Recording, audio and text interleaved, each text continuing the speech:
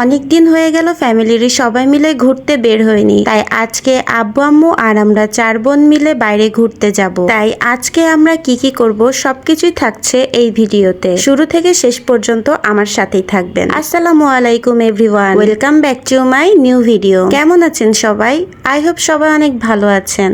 আলহামদুলিল্লাহ আমি অনেক ভালো আছি। সবাই মিলে রেডি হয়ে বের হয়ে গেলাম। আজকে আমরা প্রথমেই যাব ঝিনাইদহের ঢোল সমুদ্রের পুকুরে।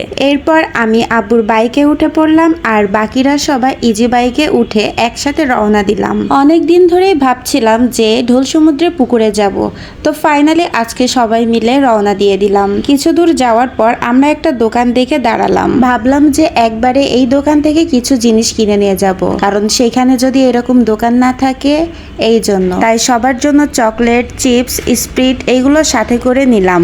এইগুলো নেওয়া হয়ে গেলে আবার আমরা রওনা দিলাম। শহর থেকে যেতে খুব বেশি একটা সময় লাগে না। কথা বলতে বলতেই কিন্তু আমরা অলরেডি চলে এসেছি। এটাই হচ্ছে ঢোল সমুদ্রের পাড়। এক পাশে দিঘি আর অপর পাশে মাঠ। এই জায়গাটি কিন্তু খুবই সুন্দর আর অন্যরকম একটা মনোরম পরিবেশ। শুক্র আর শনিবার যেহেতু ছুটির দিন, তাই এই 2 দিনে অনেকেই বেড়াতে আসে এখানে। ফ্যামিলি বা প্রিয়জন মানুষকে সাথে করে এইরকম একটা সুন্দর আর মনোরম পরিবেশ উপভোগ করে যেতে পারেন। এইরকম একটা সুন্দর পরিবেশে আসলে খারাপ মনটাও কিন্তু ভালো হয়ে যায়, তাই না? আমরা নিচ থেকে এবার উপরে উঠছি, কারণ উপর থেকে এর পুরো ভিউটা দেখবো।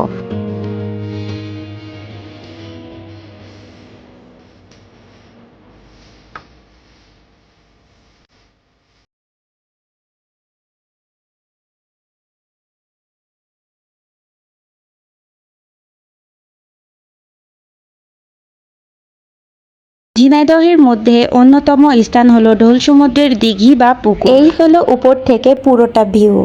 অনেক সুন্দর লাগছে, তাই না? জায়গাটা যেমন নিরিবিলি, ঠিক তেমনি কিন্তু অনেক সুন্দর। উপরে উঠলেই সুন্দর গাছপালা আর এই পুরো ভিউটা দেখতে পারবেন। উপরের এই সুন্দর ভিউটা নিয়ে এবার আবার আমরা নিচে চলে যাচ্ছি। নিচে এসে আমার চোখে পড়লো যে একটা মরক কি সুন্দর সাঁতার কাটছে, তাই আমিও তাকে ক্যামেরা বন্দি করে ফেললাম। কয়েকদিন ধরে যে হারে বৃষ্টি হচ্ছে, তাই বৃষ্টির কারণে ঢোল সমুদ্রের পানি আগের থেকে অনেকটা বেড়ে গেছে। যারা ঢোল সমুদ্রে এখনো যাননি তারা কিন্তু অবশ্যই যাবেন।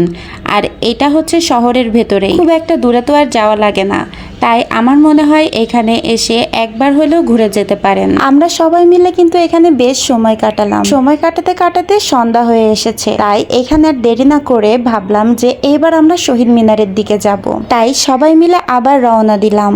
এই তো আমরা মিনারে চলে এসেছি। এখন আমরা যাচ্ছি মিনারের সেকেন্ড গেটের দিকে। শহীদ মিনারে কিন্তু প্রায় এরকম মানুষজন আসা যাওয়া করে, আর সব থেকে বেশি শহীদ মিনারের ভিড় হয় শুক্র ও শনিবারের দিন। এটা কিন্তু বিশ্বের মধ্যে দ্বিতীয়তম শহীদ মিনার, যেটা আমাদের ঝিনাইদহের মধ্যেই অবস্থিত।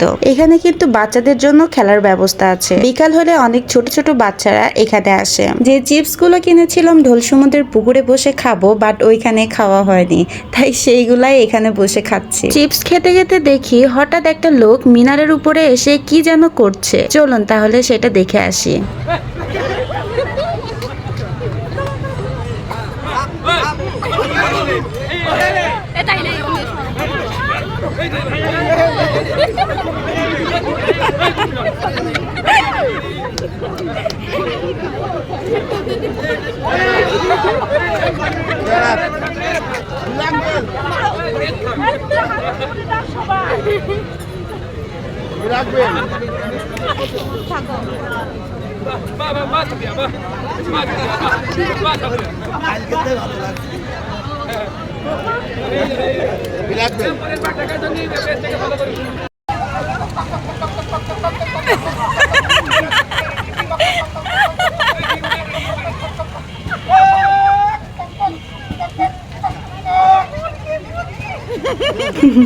যাই হোক, উনি সেই দিন সবাইকে অনেক বেশি বিনোদন দিচ্ছিল। জানি না ওনার কি প্রবলেম।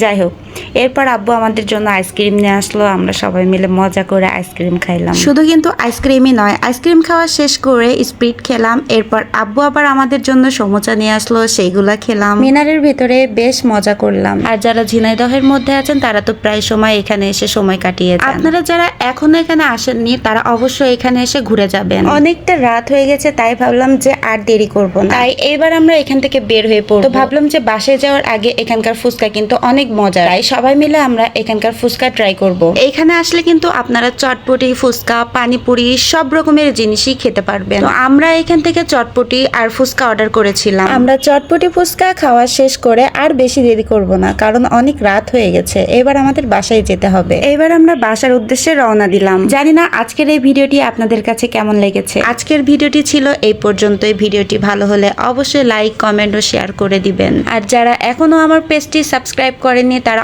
অবশ্যই আমার পেজটি সাবস্ক্রাইব করে দিবেন। আর আমার মতো এরকম ফ্যামিলির সাথে ঘুরতে বা সময় কাটাতে ভালো লাগে কিনা এটা কিন্তু অবশ্যই কমেন্টে জানাবেন। দেখা হবে পরের কোনো ভিডিওতে। সবাই ভালো থাকবেন, সুস্থ থাকবেন। আল্লাহ হাফেজ।